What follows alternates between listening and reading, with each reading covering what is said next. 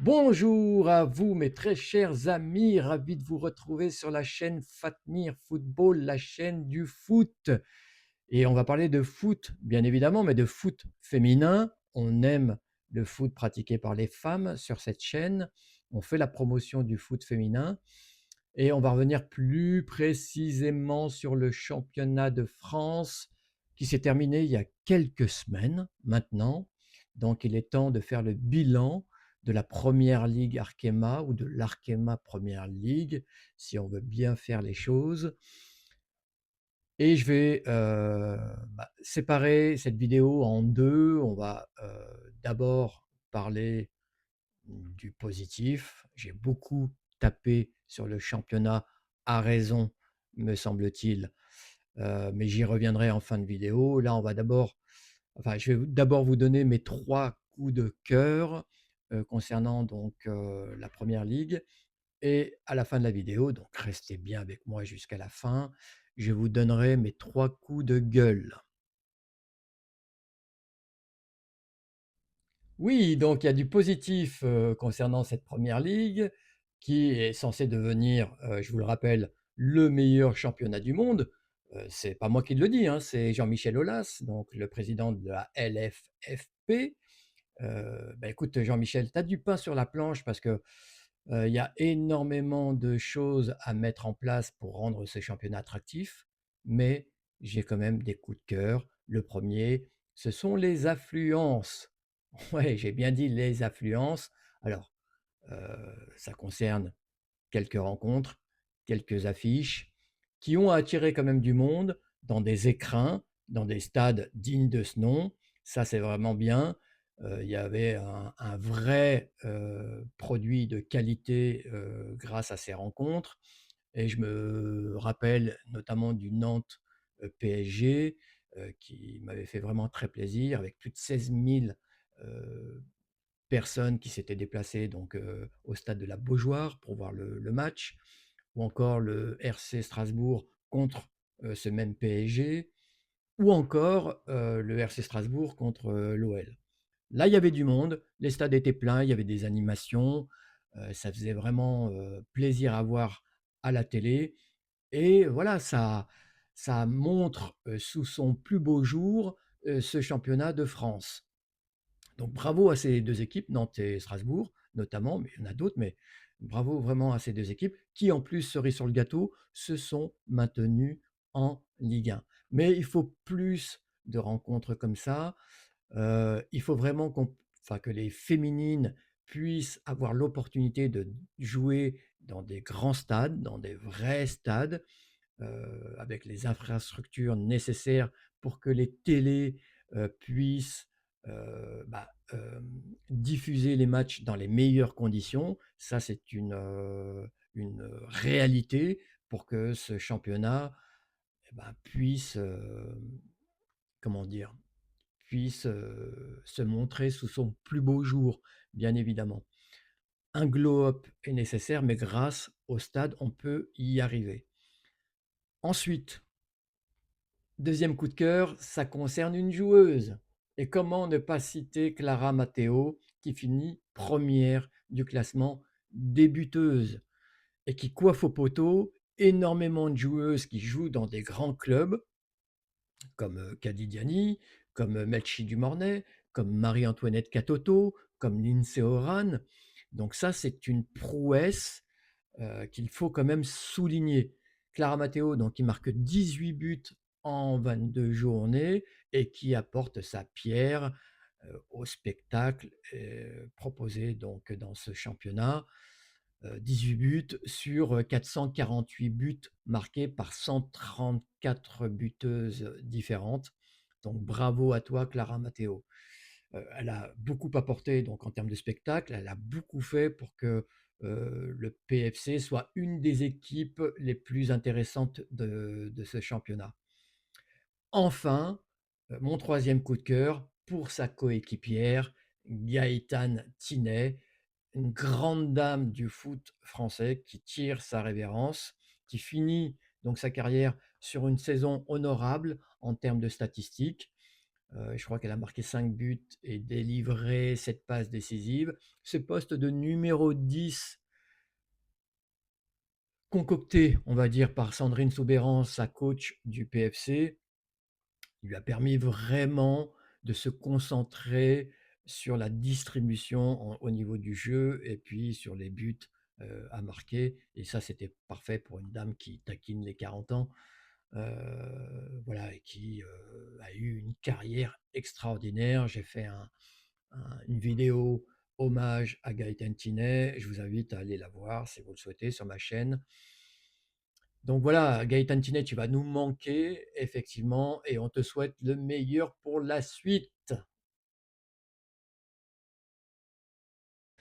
Bon, maintenant passons aux 3 coups de gueule. On a parlé des coups de cœur, ce sont maintenant les coups de gueule. J'en ai 3. Le premier, oui, le premier coup de gueule, ce sont les infrastructures, concernant donc les clubs, de ce championnat de France.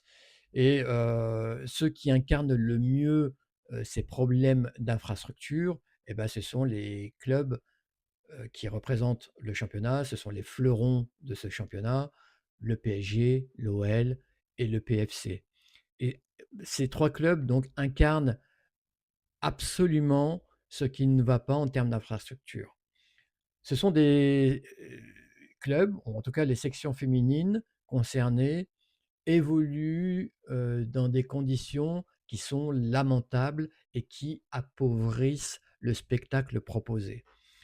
L'OL, L'OL, donc la section, enfin l'OL Lyon maintenant, la section féminine, qui a été je ne sais combien de fois championne de France, je ne sais combien de fois championne d'Europe et qui n'a pas de stade fixe. Ça, c'est inadmissible. Michel Kang en a bien conscience. Elle a décidé l'année prochaine de jouer tous ses matchs au Groupama Stadium. Le PSG, qui a joué la plupart de ses matchs dans son campus, au stade Georges Lefebvre, me semble-t-il, un stade qui n'en a que le nom, hein, c'est pas un stade. Il n'y a même pas de gradin, ce n'est qu'une main courante autour du terrain, un terrain en plus inapproprié, ou en tout cas loin d'être optimal pour le jeu. Le PSG a évolué dans ces conditions. Et ne parlons même pas du PFC qui a joué donc un temps euh, à Bondoufle, vraiment dans un stade qui n'est pas du tout fait pour des matchs de foot, sur des terrains qui ressemblaient plus à des champs de patates qu'à un vrai terrain voilà, professionnel où des équipes peuvent jouer. Donc c'est vous dire les conditions de jeu pour les féminines, des féminines qui sont délaissées par leur club. Il n'y a pas d'autre mot. Alors elles profitent, bien évidemment, ces sections féminines, il faut le dire, des conditions d'entraînement proposées par le club dans lesquelles elles sont incorporées, effectivement, mais la vérité, c'est qu'elles sont quand même délaissées. Et sur donc les parties match, sur les rencontres, c'est heu, c'est affligeant parce que encore une fois, les télés qui proposent des diffusions n'ont pas les conditions réunies pour proposer donc une diffusion digne de ce nom, et proposer donc un spectacle de qualité. Donc il faut vraiment travailler là-dessus, que ça soit les instances dirigeantes, que ça soit les clubs, bien évidemment.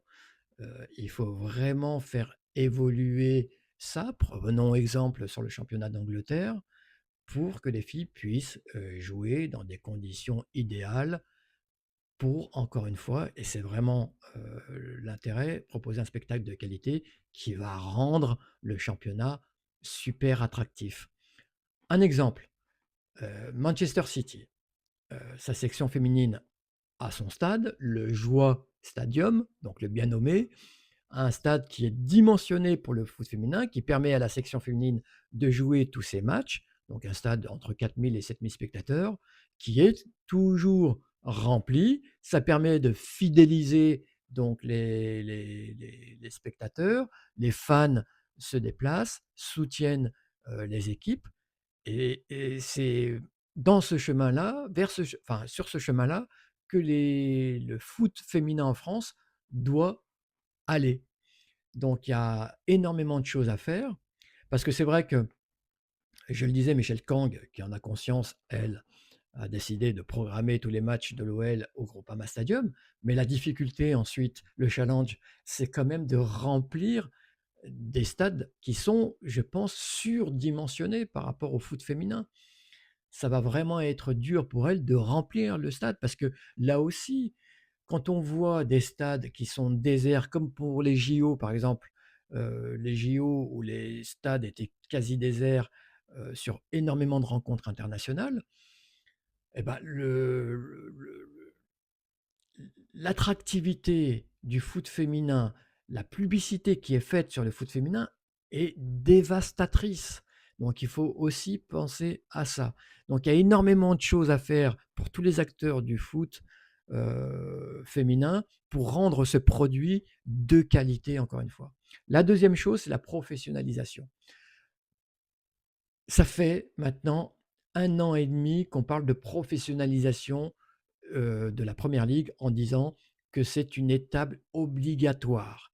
Effectivement, 1 an et demi que c'est dans les cartons, que c'est dans les tuyaux et que cette convention collective qui est tellement désirée, eh ben, n'a toujours pas été signée par les parties prenantes. Et du coup, ça aussi, ça concourt à, à la non-attractivité de ce championnat.